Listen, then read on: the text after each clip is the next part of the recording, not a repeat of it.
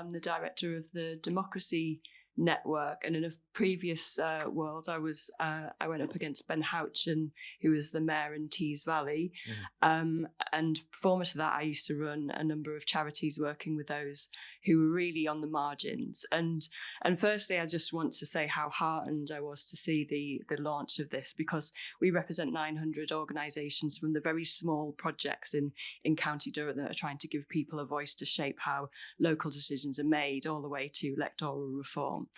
But there's something about power and the way that this is exposing the influence of power comes right back down to the community projects that I used to work with, because not long ago I went into a food bank and there was someone who was basically trying to feed their child with 4 chicken nuggets and some baked beans, and that was the food that they were going to have in the day. She had a payday loan. She was spending extortionate amounts on gas and energy, and she, her bills did not stack up. When you think about who was funding these MPs and who was funding these politicians and these powerful people, and you look at loans companies and you look at finance and you look at the gas and energy companies, and then you look at that young woman in that food bank who was like, this is how I have to live.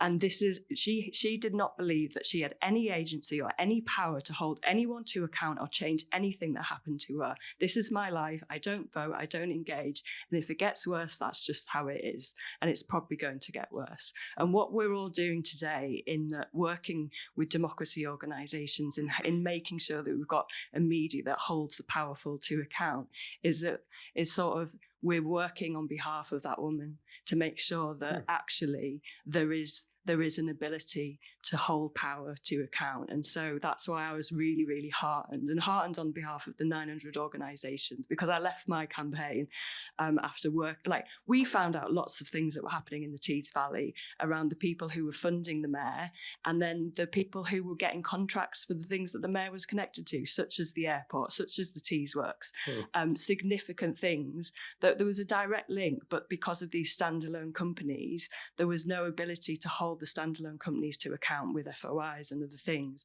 And we always felt like we would be able to expose more if there was time to do it. It needed long-term investigative journalism to start to dig deep.